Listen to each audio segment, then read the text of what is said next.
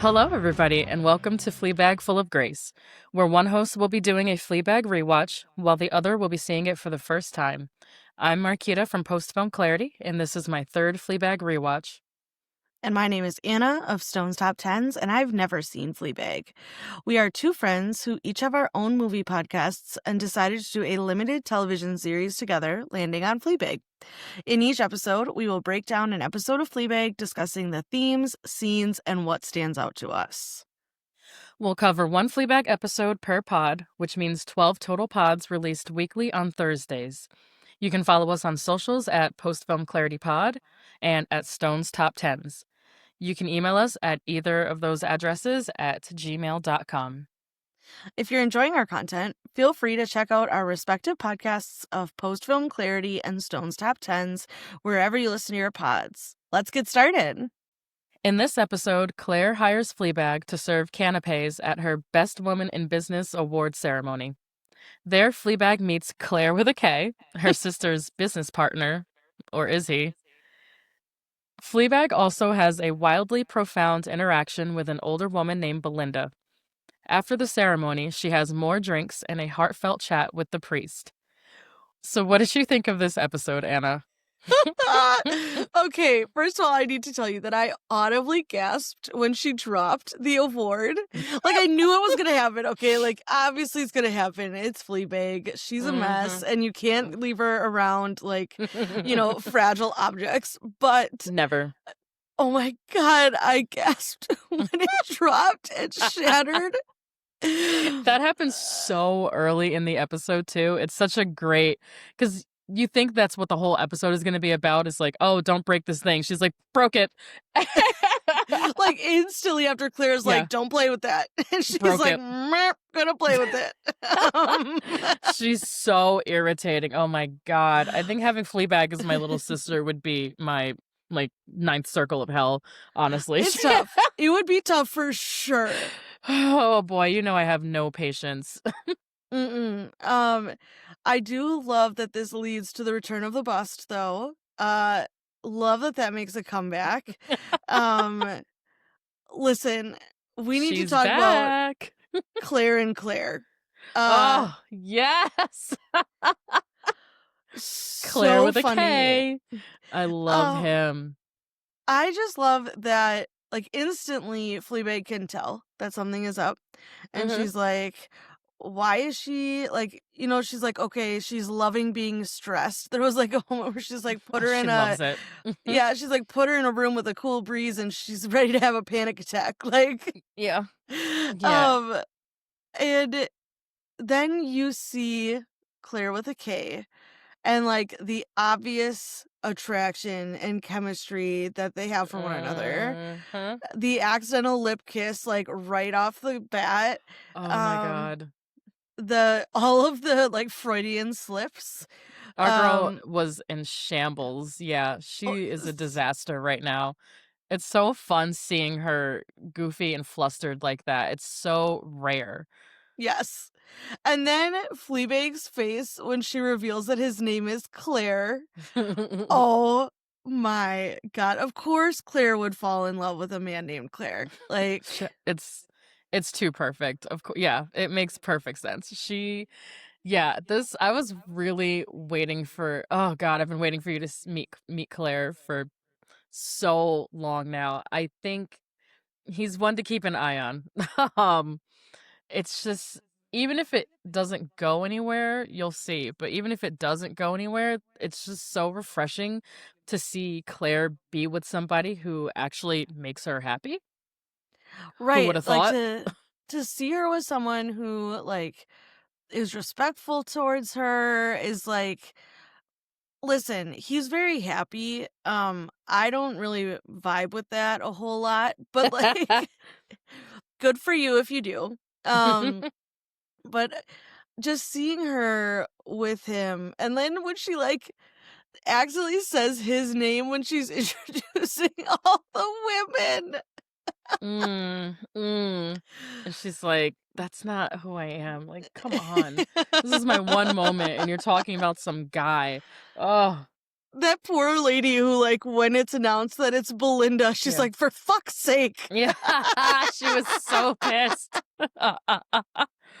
Oh, yeah, Claire is a wreck in this episode, but, like, in a fun, cute way for once, so I just love Yes. this for her. She obviously really likes him, so it'll be interesting going forward to see if we get more with Claire with a C and Claire with a K. I'm What guessing else we about this will. episode? Maybe, maybe. Okay. We need to talk about that bar scene with Belinda. Woo! So so first of all, Claire, like, sends Fleabag to stalk her, and it's, like, something out of a scary movie. She's, like, looking over her shoulder. She's like, "I know martial arts." Like She's moving faster and faster, trying to run away from this creepy girl who is literally chasing her down the street. yes. Uh, and then, Fleabag just tells her the truth of it, and it's like, it's a long story, and that leads to them going to the bar together, which Mhm. that whole conversation is so interesting. Um, I thought it was really listen, I am closer to Fleabag's age, like, I'm only 34, but Mhm. my god, do I feel like Belinda. Oh, I know it. Yeah. Yeah. I'm much more on the Belinda side of things, unfortunately, just spiritually. And she she makes so much sense, and I love Mhm. how she's wise, but she's still playful, and Yeah. just cheeky. She's so fun, and the tension between them is whew, um, very hot. Yes, it is. And, like, she's wise without being condescending, which Mm, is a miracle to yeah. achieve. Um, and, she talks about how all these things about how she feels like, the award is stupid because it's like a women's award. And she says, like, women's awards are the children's table of awards, which was hilarious. It's so Um, real. and it's like, why can't I just, like, get the normal award? Why does it Why have to can't I be a just women's award? why can't I just have a business award? Yeah. Mhm. Yeah. And then when she talks about the pain that women live with and are born with, and the differences between men and women, and the fact that, like, men kind of seek out these painful things or aggression or, like, ways to prove themselves because they're not dealing with it all the time, and, like, the fact Yeah. that women are always dealing with it. I thought that was so interesting. Yeah, the thrill seeking and all of that, putting themselves in danger unnecessarily, and the being like, "Isn't that so brave what I overcame?" I'm like, "No one told you to get up on a mountain and jump, dude. Like, you just did that. Like, Right. congratulations, I guess." Yeah, the it's a little it's she lays it on a little thick, I'd say, but the writing here, this is one of the only times where a monologue in Fleabag doesn't all the way work for me, you know? You know what it Okay. reminded me of? It kind of reminds me of the Barbie monologue a little bit. Oh, And I love the Barbie monologue. oh, no, I do That's too. okay. But it's just a little it's like, "All right, we get it." It's just a little obvious. Um, and it just seems like Fleabag really or not Fleabag, well, Phoebe really wanted to talk her shit there and give this long monologue to a really accomplished actress to get this point across, but I just think maybe it could have been a little shorter or a little less, broad, but, I mean, it doesn't make anything she's saying any less true. It's just I don't know, maybe it's because I'm a woman in the audience who's like, "Yeah, I know." I get it. I think for me, like, I had never really thought of it that way, of like, and maybe this is like a first time viewer, repeat viewer situation Mm, too, where, maybe. like, this a little bit more, so you're like, okay, like, get to the point. Whereas I Yeah. was like, I had never really considered this idea of, like, because again, like, as a woman, it's so normalized. Like, you have period cramps, you just keep you work, you do your Yep. life because like that's just part of life. Or like, Yep. all of these other pains that women have, you just kind of work through it because that's Mm. life. Um, but I never really thought about that difference between like men and women. And like I don't typically love like a generalization that way because like I think gender is more fluid than that. But like Mhm. Mhm. there are, things that you can look at like that of, I think of my husband and I, for example, he is much more risk takier than I am. And Mhm. like it was just again, like I think on a first time viewing, I was like, I never really thought of like Mhm. all these things that we deal with as women as like w- you know, pain that we just live with all the time. I had never, I guess, thought of it in this manner. Yeah. Yeah. No, that's for real. Um, I don't know. Maybe it's just I think maybe it is being tainted a little bit because of the like Barbie monologue white feminism of it all. It's a Mm. little like, "Am I right, ladies?" And I'm like, "Yeah, yeah." What else? But it's not like I hate it or anything. I just love Kristen Scott Thomas, and I was really happy to see her here. She is someone who I feel like she kind of floats in and out of mega fame very easily. You know, she could very easily just walk through life as like a regular lady. No one would really notice her. But then also you're like, holy shit, she's a fucking movie star. And I love that Phoebe gave her such a big part of this episode. So I think it's a net even for me. It washes. I don't know that I've actually ever seen her in anything else, but I thought she Oh, was great in this. I do want to call out to the fact that Fleabag calls Carrie a period movie. Like when she's like, "Oh, what's your favorite period movie?" and she's like, "Carrie," and I was like, Carrie. "What?" So cheeky. She loves to yeah. She loves a bit. Yeah. Oh my gosh. Then so we have when she goes back to the office, Claire's insane office. She's so weird about The Office. But I like Claire's kind of, she's pissed.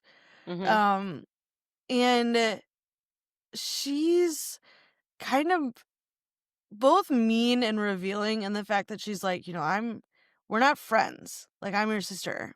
We're not friends. Get Mm. your own friends. And I was like, dude, like back off. I know. um Claire is so mean to her. and but then she does reveal that she knows that Martin kissed Fleabag, which I was like, What did you think of that? what are you doing? Like, And she didn't talk to her sister for a fucking year over something she knew she didn't do. yeah. Um, yep. Tough look for So, Claire. This is one of n- my least favorite Claire moments, honestly, besides the season 1 finale. I was like, "Bitch, come on." yeah. Uh, and then, like, obviously, all the excuse making that goes Yeah. with the, that she knows, but she's still with Martin. And Yeah. Ugh.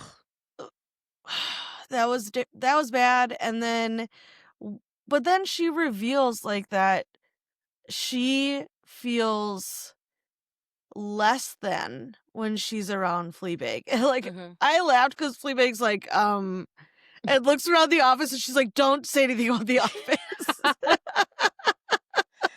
Isn't it crazy that someone as messed up and kind of out there as Fleabag can still make someone as put together and wealthy and quote unquote stable as Claire, she can still make Claire feel inadequate. I just find that really kind of sad, you know, and I think a lot of successful women kind of feel that way deep down or behave in ways that, you know, I notice it on like Real Housewives shows and stuff. It's like, girl, you have everything and you're worried about what? I would even say, like, and I'm not saying I'm like super accomplished or anything, I'm a teacher, but Mhm. like, I would say that I'm someone who I'm like a rule follower and I, kind of color in the lines. And like, I understand that bit of like jealousy or feeling less than with people who are, you know, more risky or Oh. like more willing to get out of their comfort zone. Mhm. Um, that was one thing where I was like, "Oh, I can see why she would feel that way even though Fleabag is such a dumpster fire." Oh, Like, really? Oh, that's interesting. there are Yeah. aspects of her because she mentions the fact that she like does whatever she wants and she has her like quirky little cafe. And I was like, "Oh, this is like how I feel when I see someone who like doesn't have to think about things a whole lot before they Yeah. do them." Just Like, do it. Yeah. I I guess I never thought of it that way because I'm not really the staple one. I'm not I'm not the Fleabag, but I'm not the Claire either. I'm a secret third thing. yeah, you're something else. Yeah, I don't quite know what I am, but I'm certainly not really anybody on the show, actually. Um, You're not Pam, oh, like fuck one of the no. only people of color. Oh, and she's annoying as fuck. No, please. Don't put that evil on me. I'm not a goddamn Pam.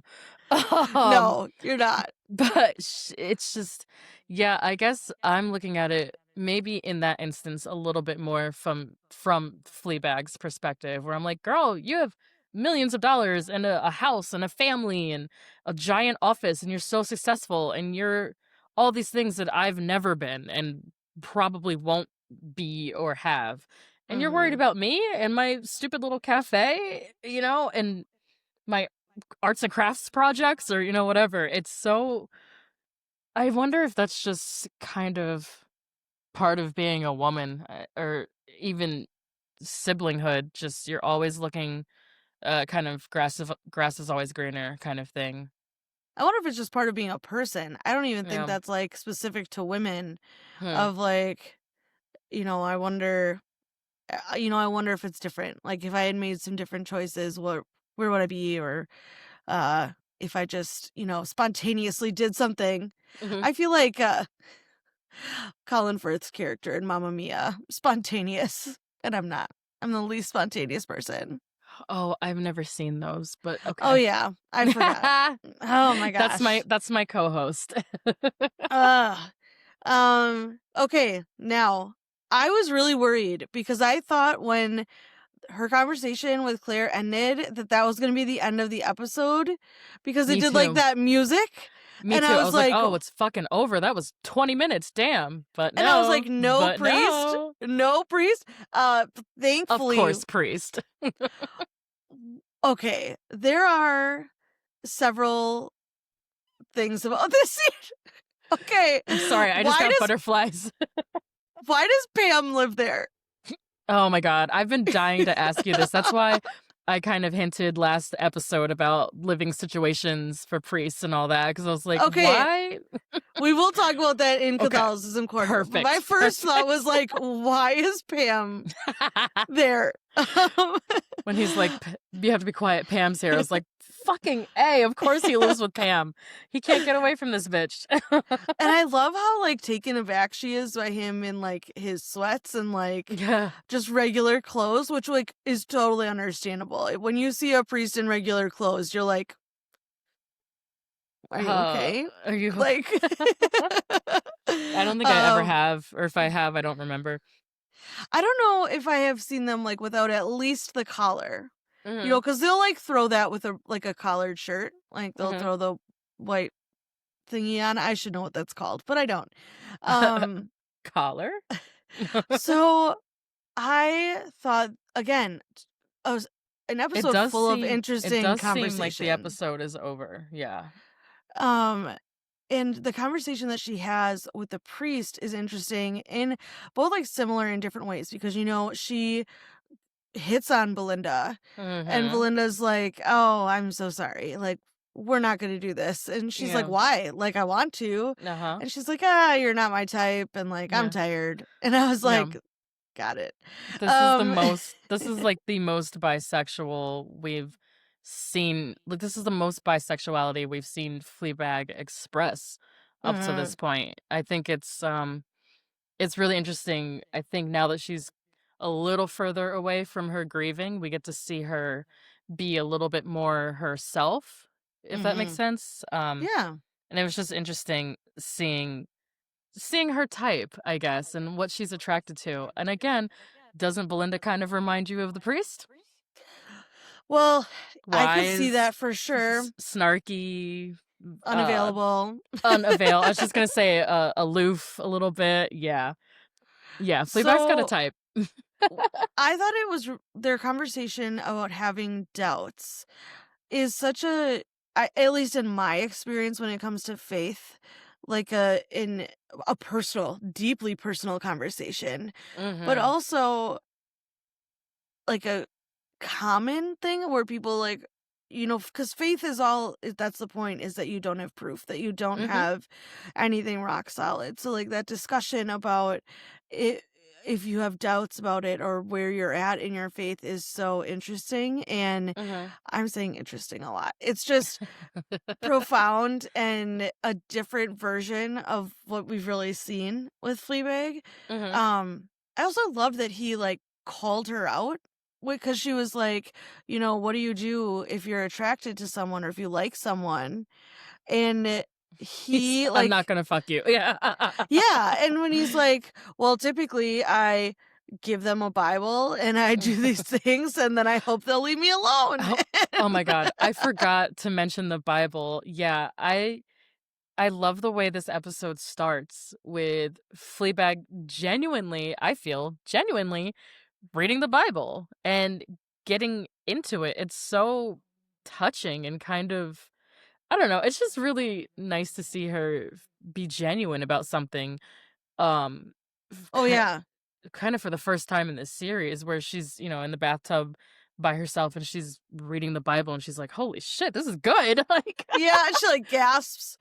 Um, I have to say, I was worried because, like, most Bibles have that, like, oniony paper, where it's, Yeah. like, very thin, and Very, very, very thin.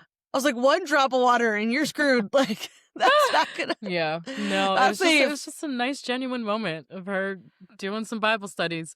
And Yes. yeah, I wonder, do you think that she was doing that to kind of like suck up to him a little bit, or do you think it was more that she just wants to that she's actually curious at this point in the series about taking Catholicism more seriously? I don't think she's there. I think this was a way for her to continue, like, to have another reason to talk to him. That was my takeaway from that. I thought too, like the fact that she is doing this in the bathtub is like, you know, kind of sexualized in the way that it's like, okay, I can't have him, but he gave me this book, so I'm gonna read it in the tub. Mhm. Um, and you know, she keeps kind of poking at him in this conversation about Uh-huh. celibacy and how she's Yeah. like, I could never do that. And his reply, where he said celibacy is a lot less complicated than romantic relationships. First of all, like, obviously, there's a story there. Like, something has Mhm. happened. He's had some kind of romantic relationship that did not go the way that he wanted to. Um, but I thought too that it was beautiful the way he talked about the fact that he had found peace and that, like, this felt better for him. This Yeah. idea of, like, being a father to masses and, like, the Mhm. fact of having that clarity. I thought that was really special, Mhm. amidst all their flirting. And listen, we need to talk about the Fox thing because I laughed so hard. He is so funny in this whole bit about the foxes. And like, It's his funniest moment yet, I think. oh my god, I laughed out loud. I was like, by myself, watching this by Yeah. myself in my office, and I'm just like chortling because his face, his like extreme reactions of like Mhm. jumping up and like, and It's he's so like, endearing. And he's like, "Do you think I'm insane?" And she's like, "Because of the foxes or because of the god?"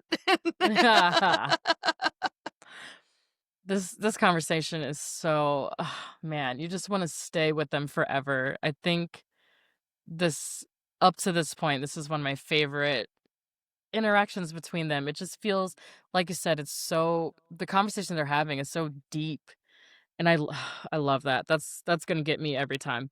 I love intimate, real conversation. They're not skimming the surface with each other. They're being very vulnerable and revealing, and it's so oh, it's so hot. Yes, it Cannot stress is. that enough. It's very you can see I'm literally blushing. It's Normally, I'm the blusher, so I'm glad it's someone else. oh man, this gets me. I'm like, I get you, Fleabag. I understand. Did you have I'd be like anything that too. else? So as much as I love this interaction and how intimate it is and revealing and all of that, you can definitely see that Fleabag is flirting with disaster here. You know, Mhm. she's really setting herself up to be hurt, to be rejected, to be I don't know, in a scandal. There's just so many different directions this can go at this point, Mhm. and you're like, you're on the one hand, you're rooting for her, but on the other hand, you're kind of at least me, you're like scolding her as well, where you're like, Oh, don't for do that. sure. Yeah, you know, it's like, ah, it's I want you to do this, but I don't. I'm excited that you're together, but you shouldn't be. It's a very complicated kind of feeling that we're left with at the end of this episode. It's like, oh, they're getting closer, but then you're like, oh no, they're getting closer. Right, because like, you wanna have respect for his choice of, Mhm. going into the priesthood, Mhm. and you want her to find someone who can match her and be on her level, and, he admits that he's attracted to her, but Uh-huh. then he's just like, "We can be friends, like, I wanna be Yeah. friends with you," and Yeah. she, like, does a fourth wall break, and she's like, "This is gonna last a week," like, and You're like, I honey, he's celibate. yes. So, it definitely, like, leaves you being like, "Oh my gosh, this is either Uh-huh. gonna go really poorly or this is gonna go really well, but either way, there's gonna be something bad and something good." So, Exactly. yeah. Yeah. So that was kind of my final the feeling I was left with at the end of this episode. Yeah, same, same.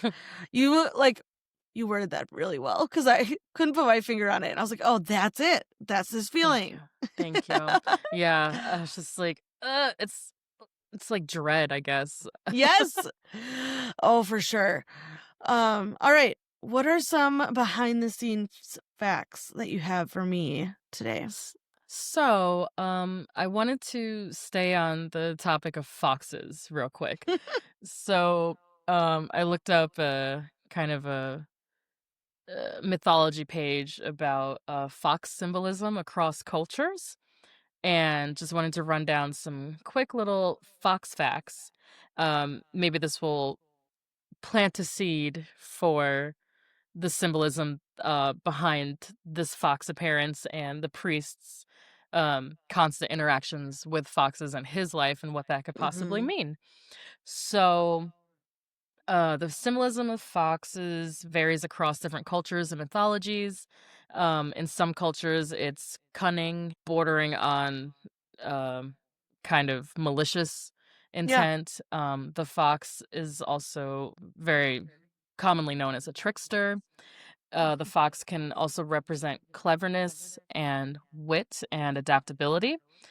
In other cultures, it is a guide more so, like a spiritual guide, and, it's something the fox is kind of propped up as, an animal that can lead you somewhere, like a seer.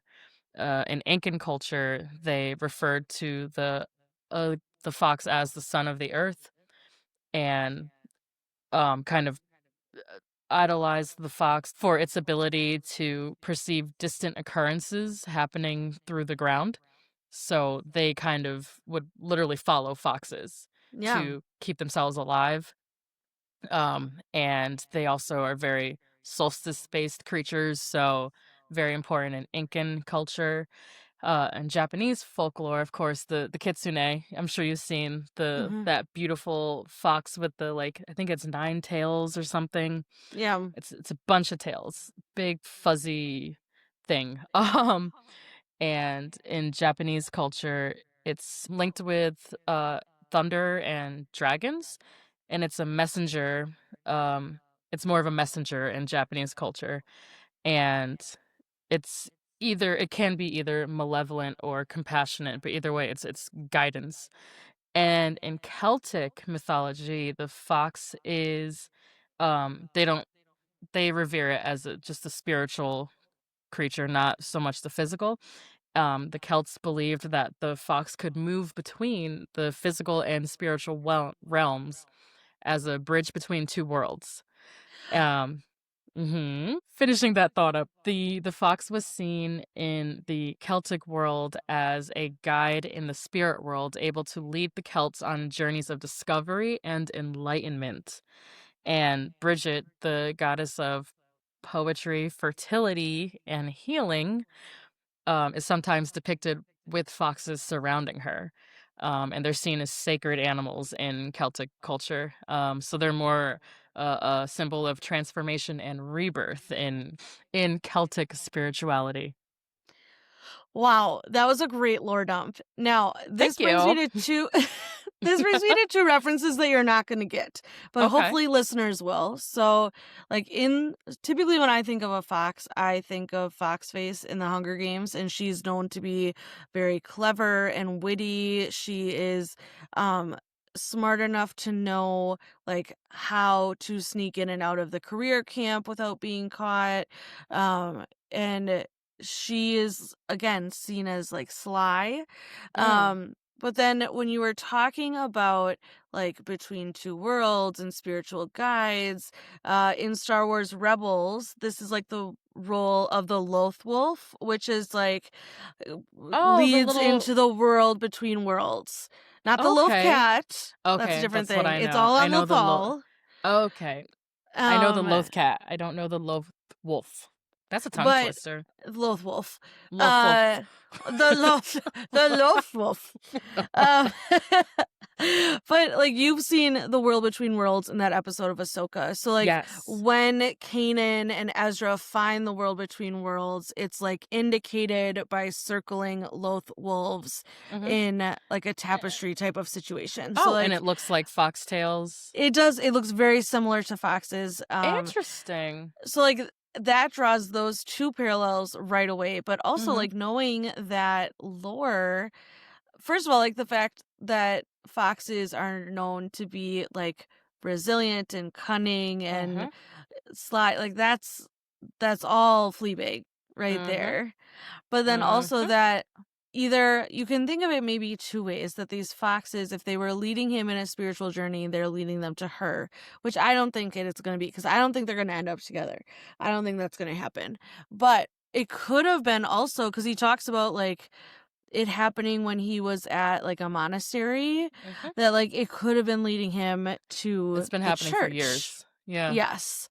So like it could have been leading him to this calling that has been uh so helpful and healing for him. Right, right. I Okay. hate you right now. Put that face away. I know that I, you're Duh. I didn't say anything. That is a fake face. It isn't. I'm just very intrigued. I love this analysis and I wish I could respond to it, but I unfortunately can't. But you're touching onto something upcoming that is very oh man. I can't wait for you to see how Oh my foxes are gosh. used in the rest of this series. Well, we don't have a whole lot left. We've got what, 3 episodes left? Mhm. And then this can stop. You hate that I have the upper hand right now. Yes, I Oh. do. No, it's fine. It's fine. We're on this journey together. Oh, and I forgot to mention in Norse mythology, The fox was one of their, like, high deities and, was one of the shapes of Loki, of I was course. gonna say, Yeah. that, like, screams Loki. Yeah, it's super Loki, so yeah, the fox Loki one of the forms that Loki takes is a fox, and Loki was, of course, very mischievous, a shapeshifter, and Loki often manifested as a fox to use his quick wit and guile to outsmart his foes. So yeah, Loki is often portrayed as a fox. Alright. Okay, lots to think about going forward. Right. And then quickly, I just wanted to touch on Kristen Scott Thomas. She is, she's such a babe. So I take it you haven't seen The English Patient? No, all I know of The English Patient is that Seinfeld episode where they fall Oh, asleep when they go to see The English Patient, and that has turned me away oh, from seeing The English Patient. oh. It is kind of long. I've seen pieces of it. I don't think I've seen the whole thing either. But that was kind of her big breakout role. But she'd already been acting in movies for 10 years by the time that movie came out. I think she's best known, probably still, for English Patient. She's also in the first Mission Impossible movie, the Tom Cruise one. I I've can't never remember. seen any Oh, of those. ooh, ooh, that's I'm not fun. a big Tom Cruise person. Interesting. Okay, never mind then. He's in, like, He every scares me. minute.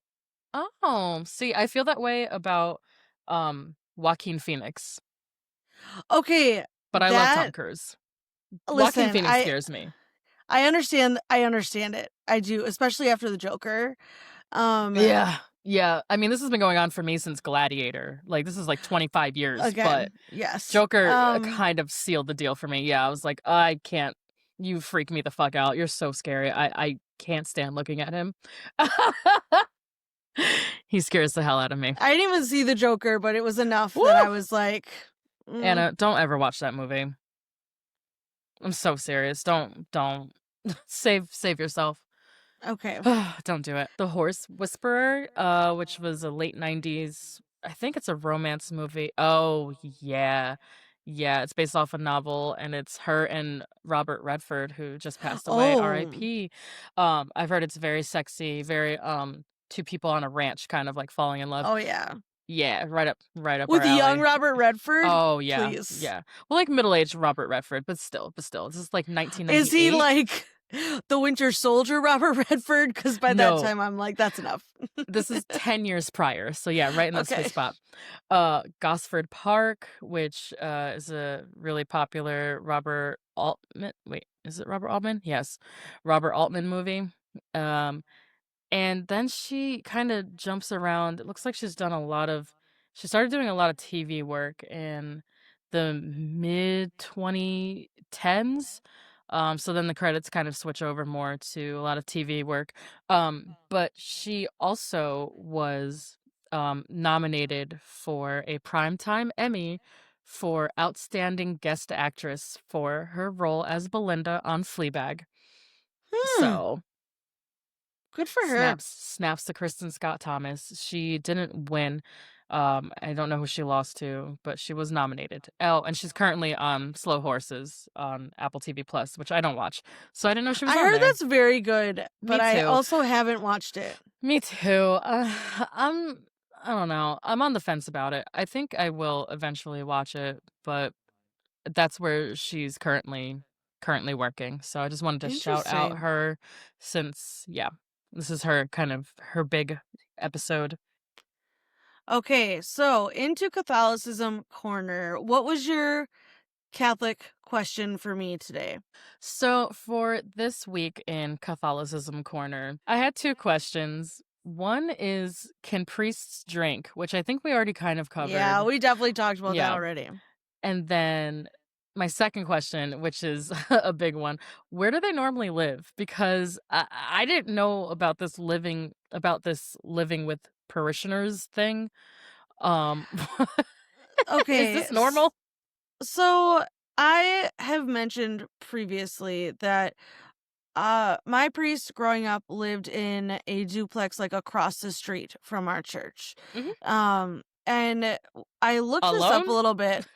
Like, in his side, like, someone else presumably usually there was, like, a nun or, like, an associate priest that would be maybe in the other side, Mhm. um, but I after this, I was like, "I need to look this up a little bit," because that's, like, I don't know, maybe priests sometimes live with parishioners, I don't know, Right. um, so before we even get into that, I do need to talk about the fact that, like, when she goes there, why does it look like a hobbit hole? Isn't that so It's funny? I think that's it's just so a cozy.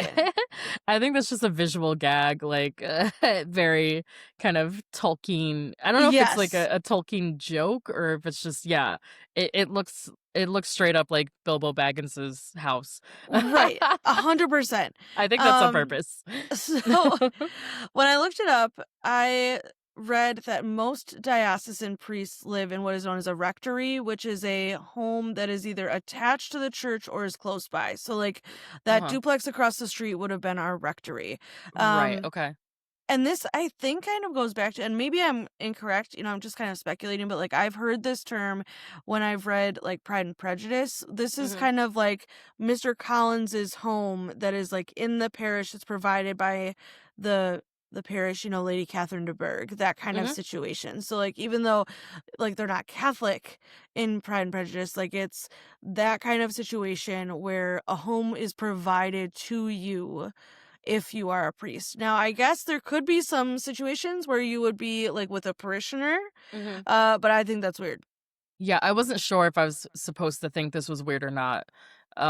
It seemed weird to me, but again, I'm not Catholic. I don't remember ever seeing priests or nuns in my town living with parishioners, so I was like, I want to ask Anna because I don't know what the hell this is about. I guess I would say if there are any listeners who are more Catholic than I used to be and you know differently, let us know. Either one of our Yes. emails, let us know. Yeah, email us. Okay, so we don't have any new character names because we get our new characters' names right away. We get Belinda, we get Claire with a K, so there are no like funny character names. There's But none in this episode. No. what was your favorite fourth wall break? There weren't as much this episode. There kind of weren't. It was more so focused on other characters than on the relationship between Fleabag and us. So my favorite fourth wall break was, um, of course, when the priest catches her doing it, and he's like, Yes. "Where are you going? What's happening here?" I didn't know Yeah, if he like actually heard what she said or if it was just like he's finally like someone is paying attention to the fact that she is like not exhibiting normal behavior or that there's like this entity that she is addressing even like in her head. he The sees her. yes. He's oh, I get butterflies every time that first fourth wall break happens, and he's like, "What are you doing?" And I'm like, oh my god, he can see her doing." Oh my god. Yes. Monumental. This is a monumental Fleabag moment for me. It's Yes. so exciting. It is. Mine are less exciting. What are yours? I have when she does like the eyebrow wiggle when like her sister Claire like leaves her to go do something and it's right after she's with Claire with a K and Oh, he like walks to the bar and she like kind of just like wiggles her eyebrows to us about like, "Oh, look at my sister and this, golden retriever Finnish boy." Like She's like, "Who's this?" I love that one too. Yeah. It like lets us into her excitement, her yes. suspicion. And then when she gets back to the office after her incident with Belinda, and Claire is being so nice to her, and she's like, "Why is she being nice?" Oh She's like, no. "She is so mad at Mhm. me," and then she just goes, "I'm a dead Mhm. woman." It was Yup. so I funny. forgot about that scene. Yeah, when Claire flips out on her after the party's over and she's like thinking she did such a good job and then she quickly realizes like, "Oh shit, no, she's fucking furious at me. Yeah. Here we go." Oh man. I do love that one too. Um, what's your favorite dialogue from this episode? What do you got? Listen, I didn't pick one. Okay, it'll be a surprise to not a What? single person Wow! that Me I picked neither. more than one. Me neither. Oh, we both have 3 this week. Look at us. Um, so I had the quote from Belinda that says it's not a party until someone flirts with you because Mhm. like maybe it was getting married, maybe it was getting old, but like parties lost their luster around the time that like I found my husband and I no longer felt the need to flirt with other people. So like Uh-huh. I was like, okay, now I don't want to be at a party because it's just like a lot of people and it's loud and it's late. And Mhm. so like that, I was like, I get it. Yeah. And then when she gets to the priest's house, and I felt like, oh, kindred spirit, because he says, recently I've been enjoying going to bed at 9:30. And I was He's so like, real for that. Couldn't be yes. me, but I respect it. Considering like the last time we recorded and you're like, oh, I gotta go out. And I was like, I'm sorry, what? Yeah, It's like I nine went out o'clock at at night. I went out at, like, 10, I think, 10:30. Mm-mm. I'm I'm still able to get up and go, like, once a week. Oh my God. No. Not every Maybe day. like once a year. A Not year? even. Anna, come Oh, on. No. absolutely not. Like, Absolutely not. once a week or so, I'm like, "Alright, let's go outside. Let's get No, after it." But absolutely not. That you sounds gotta terrible. you gotta stay fresh. You gotta, get out there. No. Um, and then his delivery, the priest's delivery, when he is Oh like my god. freaking out about the foxes, and he's like, "I'm sorry, I don't know what they want from me." I laughed so hard because I was just like, it's Incredible. and it's so out of left field because you're like, what is he doing? And oh my gosh, it was so funny, and his delivery is perfect. I Yeah. just Oh my gosh, it was fantastic. Yeah, that's probably one of Andrew Scott's funniest moments, I think. That super big tone shift he takes when they're having that serious intimate moment and he just looks over and starts screaming about the fox. So funny. He's like, Love it. "What's in the bushes? Is it a fox?" And I'm like, It's not a "Why fox. is that? Why is that your first thought? Why wouldn't you be like, is it a squirrel? Is it a bunny? Like, why is your first thought fox?" Like, Oh, it's so funny. He's great. Um So we already talked about one of mine, the whole not the whole speech, but the beginning portion of Kristen Scott Thomas's monologue, the women are born with pain built in. Um mhm. if it was just diluted to a couple of lines, I think it would have been lights out for me, like really hit. But it goes on and, turns into a big I mean, it worked. She got her Emmy nomination, so it basically turned into like a Emmy monologue, I call them, And Oh yeah. A lot of HBO shows are very guilty of this, where all of a sudden the show stops for 5 minutes for someone to just talk and talk and talk and talk and talk into a camera, and you're like, "Okay, that's acting." Yeah, what can we move the story forward? Like, what are we doing here?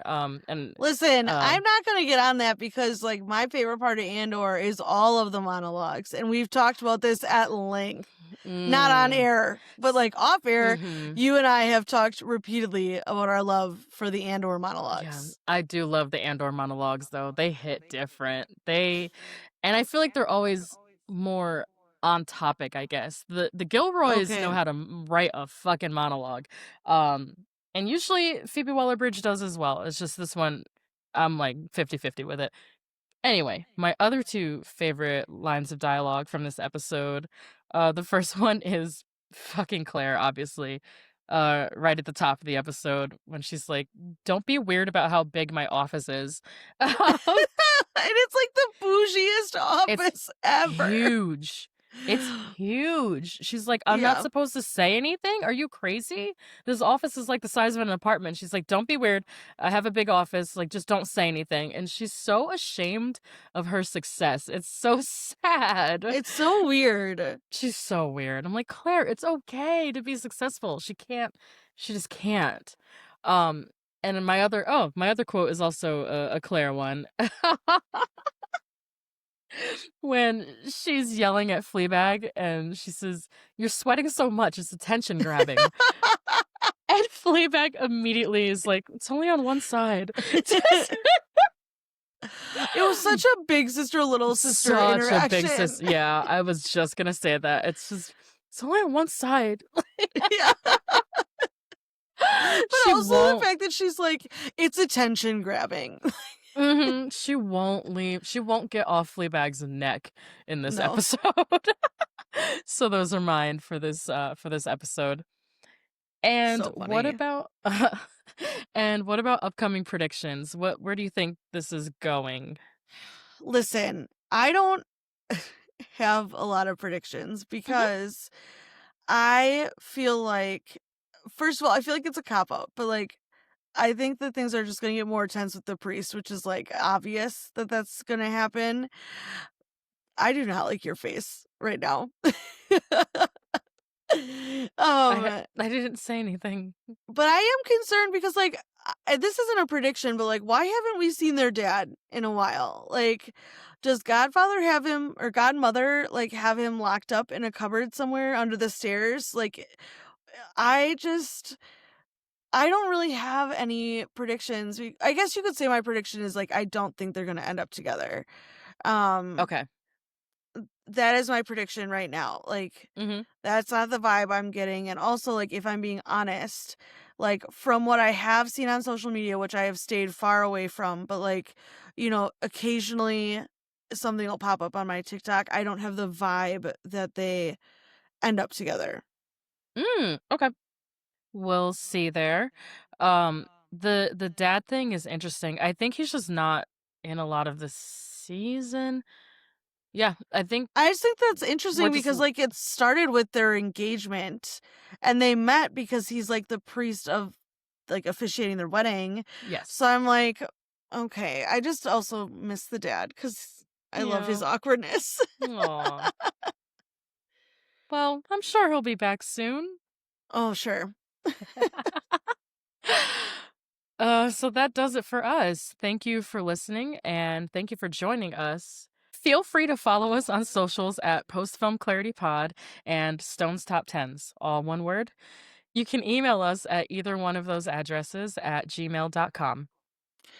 Next week we'll be looking at season 2, episode 4.